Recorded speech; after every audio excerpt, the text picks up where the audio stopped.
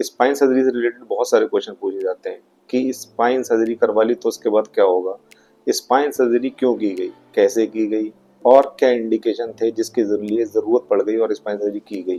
क्या सारे patient spine surgery के बाद और उनकी दिक्कत बढ़ जाती है। तो स्पाइन सर्जरी जब पेशेंट में ट्रॉमा हो जाए, ट्यूमर हो जाए या फिर नसें बहुत ज़्यादा दब रही हैं, और स्पाइन सर्जरी कैसे की गई है, बड़े चीरे से की गई है, माइक्रोस्कोप के द्वारा की गई है या एंडोस्कोपी के द्वारा की गई है, ये बहुत सारे क्वेश्चन पूछते हैं।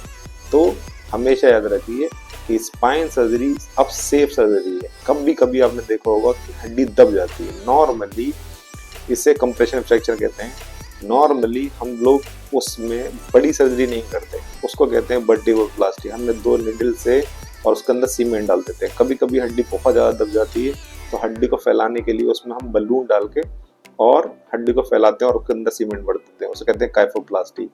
और भी तरीके की सर्जरी होती है, जैसे सर्वाइकल स्पाइन में चोट लग जाए बहुत सारी और नसें बहुत दब रही हैं, तब ऑपरेशन करते हैं, चाहे आगे से करें या चाहे पीछे से करें, स्पाइन सर्जरी करते हैं। अगर इंडिकेशन है स्पाइन सर्जरी का कि पेशेंट के हाथों में बहुत ज़्यादा कमजोरी है, चल नहीं पा रहा, दर्द बहुत ज़्यादा है, कभी कभी पेशेंट की रीढ़ की हड्डी में इन्फेक्शन हो जाता है, जैसे टीबी।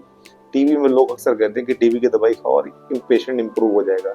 ये बिल्कुल सही है कि पेशेंट अगर इन्फेक्शन के लिए दवाई खाए टीबी की तो टीबी का इन्फेक्शन खत्म हो जाता है। लेकिन अगर नस बहुत ज़्यादा दब रही है, पेशेंट के पैरों में बहुत ज़्यादा परेशानी है, पेशेंट चल नहीं पा रहा हो और कंप्रेशन बहुत ज़्यादा हो, जिसके वजह से कैनाल डायमीटर बहुत कम हो गया हो, तब कभी कभी इंडिकेशन होता है कि हम उस एरिया को डीकम्प्रेस कर दें सर्जरी के द्वारा और ऊपर नीचे स्क्रू डाल दें, जिससे पेशेंट तुरंत इंप्रूव हो जाता है। कभी कभी एज बढ़ने के साथ हड्डियां बढ़ने लगती हैं, जिसे कहते हैं लंबर स्पॉन्डिलोलिसिस या सर्वाइकल स्पॉन्डिलोलिसिस। तो उस एरिया को हम एंडोस्कोप के द्वारा या माइक्रोस्कोप के द्वारा बहुत छोटे छोटे चीरों से डीकम्प्रेस कर देते हैं, नसें खोल देते हैं, और कभी कभी स्क्रू डालने पड़ते हैं तो स्क्रू भी डाल देते हैं। आपने नॉर्मली सुना होगा कि डिस्क हो गई।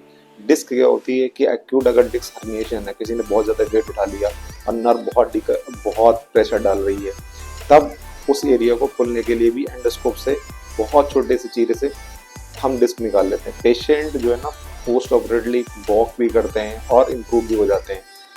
कभी कभी इन्फेक्शंस भी, जैसे टीबी का इन्फेक्शन हो और ज़्यादा हड्डी भी खराब हो रही है लेकिन आसपास पस पड़ गया है, तो दवाइयों से इम्प्रूव हो जाता है। लेकिन कभी कभी हड्डियाँ बिल्कुल कमज़ोर हो जाती हैं, जिससे पेशेंट वेट बियर नहीं कर पाता और उस कंडीशन में भी हमें ऑपरेट करना पड़ता है। ऐसे पेशेंट में अगर हम बहुत लंबे समय तक दवाइयाँ दें और पेशेंट हमेशा वर्सन कर रहा है, मतलब ख़राब होता जा रहा है, तो बेटर है कि सर्जरी करा लें, जिससे इम्प्रूवमेंट होगा पेशेंट में। और